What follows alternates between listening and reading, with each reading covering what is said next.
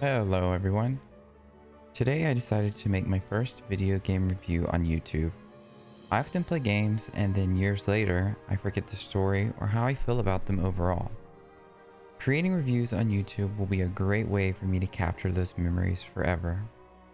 So without further ado, let's take a closer look at the Live Alive demo that was released during the most recent Nintendo Direct Mini. I streamed the original many years ago on Twitch, but for some reason I did not finish it. Because it has been such a long time ago, I'll be reviewing this game as it stands on its own, and doing my best not to compare it to the SNES counterpart. Now, I have a confession. I have been eating up every HD 2D remake that Square Enix has released. Octopath Traveler, stunning. Triangle Strategy, gorgeous. Both have been such eye candy to look at. They've really set the bar on what pixel art should look like in the modern age. I'm excited to see Square Enix dip into some of their classics and give them the HD 2D treatment. I really hope Square Enix gives this kind of love to some of their other JRPG classics in the future. Now let's talk about the game. Immediately upon opening the game, you are greeted with a fast-paced opening cutscene that gives a sneak peek into what some of the chapters look like. The intro is beautiful and cannot be understated. When I booted up the game, I felt a call to action and I felt excited to begin. Great work, Square. After the opening, you are given the option to scroll through the 7 chapters the game has to offer, 3 of which are playable in this demo. You can choose from the distant future, the twilight of Edo, Japan, and Imperial China. I started with the distant future because why not? Who doesn't love space? The story revolves around a cute sphere-shaped robot named Cube. His creator, Kato, spends a good portion of the demo showing you around the ship and introducing you to the various crew members on board. I have to say, the voice actor for Kato is such a smooth talker. In fact, all of the voice actors immediately caught my attention. I really enjoyed listening to the dialogue for each character. Speaking of which, Cube is a silent protagonist. Aside from the occasional chirp he releases from time to time, his character sprite is jam-packed with charm. He looks like a stereotypical 90s mascot, but in all the right ways. Overall, he's an extremely lovable character, and I look forward to playing as him for however long this chapter lasts. Gameplay-wise, you'll be walking around the ship going from room to room progressing the story, sort of like a visual novel. Definitely keep an eye on the mini-map to know where to go next, or else it can get a little confusing. There will be a flag indicating where you need to go and who you need to speak to in order to keep the story progressing. There is a mini-game that's sort of tucked off to the side that you can play called Captain Square. It sort of works like a strategy RPG, but everything is happening in real time. So maybe think of the battle system sort of like how a mystery dungeon plays. You're on a grid and every move counts, so I don't recommend just moving aimlessly as you can't undo your moves. Anyway, during this minigame, just use the move called Space Phage on everything. It's very OP, at least until you get to the Earth stage. Then the Fire World will take you out as it seems to be resistant to everything. I even tried running through this twice to see if I could get around it, but it seems purposefully blocked due to this being only a demo. Please let me know if you're able to get past this. I'd love to know in the comments. So that about wraps up this chapter. A futuristic space visual novel and a retro arcade minigame. It took me about 30 minutes or so to beat. Next, on to the twilight of Edo, Japan. I chose this one second because who doesn't love a purple-haired edgelord? For those of you that don't know, the Edo period took place between 1603 and 1867. So I'm guessing this probably took place in the mid-1800s. I only mention this because I have a feeling knowing roughly which time period each character's story takes place will only add to the experience. Maybe not, who knows. Anyway, your mission during this chapter is to infiltrate the Ode Castle and rescue a prisoner at the command of your master. You are given the option to sneak through this chapter and fight as little as possible, or, to quote the game, paint the halls red with Ode blood. That said, I found most encounters to be impossible to beat, so I suggest just using your secret technique, Shadowed Self, and hiding as much as possible. There's also a password system that requires you to remember what to say to guards. The password changes when you hear the bell ring. Though I'll say it's pretty simple to keep up with because your character will have an inner monologue that reminds you every time this happens. In regards to visuals, this chapter is absolutely breathtaking. This is what every HD 2D remake should look like. The lighting hits the castle and the character sprites just right. The music is also very upbeat and inspired. I did, however, notice my Switch start dipping in frames at certain points outside of the castle.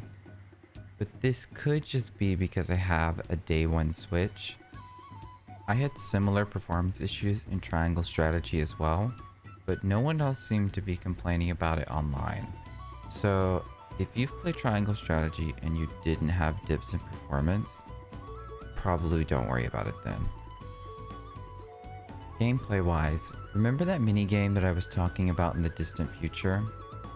Yeah, so that's actually the battle system in this game. Like I said though, you're going to want to avoid fighting here as much as you can, as most things will take you out in a few hits. I did defeat this one merchant that was hiding and I got an item upgrade out of it, but after the fight, it showed a tally of how many kills I had racked up and I immediately felt regret. It's also not like the upgrade helped me fight the harder enemies anyway. Navigating the castle can be a bit confusing, even with the newly illustrated castle map. Inside the castle is even worse, because all you have to rely on is your mini-map.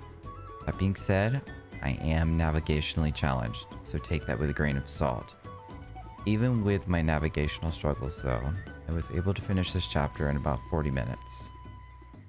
So that's basically it for this chapter. So far, I'm finding it a little weird the way they are showcasing their battle system. In the distant future, it was completely optional, and in this chapter, it's essentially telling you to avoid it. We still have one chapter left though. On to Imperial China.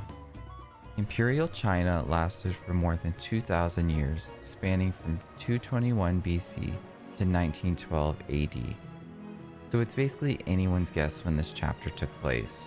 I'm assuming when we play the other chapters that are not available in this demo, we'll be able to see where this one slides in time-wise. In this chapter, you play as the elderly Earthen Heart Shifu, a kung fu master looking for 3 young disciples to pass on his kung fu. Out of all 3 chapters, this is probably the most well-rounded.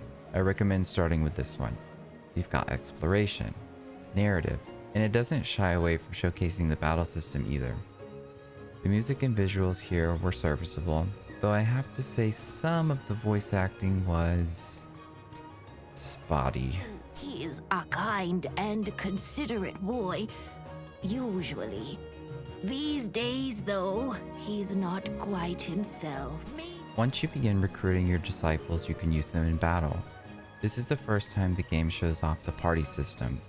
Ultimately though, you'll just end up using the Earthen Heart Shifu to end every battle as he is extremely OP compared to your underlings. Story-wise, I'm not sure if you're able to recruit your disciples in any order you'd like, but I found it a little weird that they had nearly no interaction with one another when recruiting.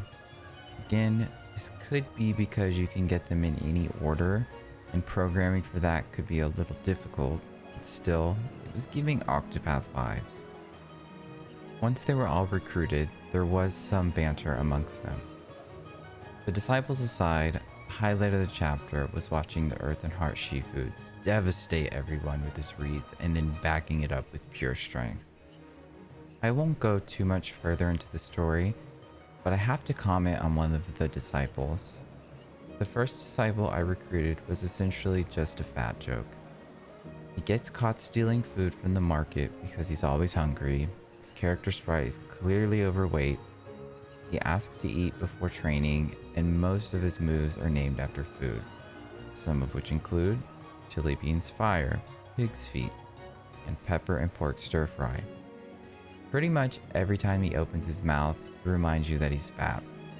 It's not particularly offensive per se, but it is a little one note and honestly a missed opportunity. I do hope he gets a little bit more character development as the chapter goes on. Overall, this chapter is solid and is a great entry point to the demo, if not the game, at least from what I can tell so far. This chapter took me the longest to complete, clocking in at just under an hour.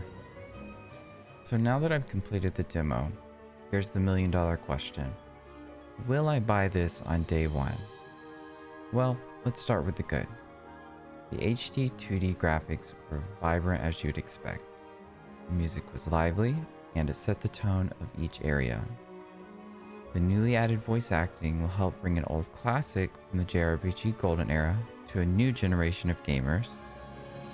For a 30-year-old game, the battle system still felt fresh at its core. Also, the fact that there's no random encounters should not go overlooked. And each chapter had its own sense of self while maintaining the same battle system. And now for the bad. The demo played a lot like a visual novel, which isn't a bad thing, but none of the stories were all that compelling.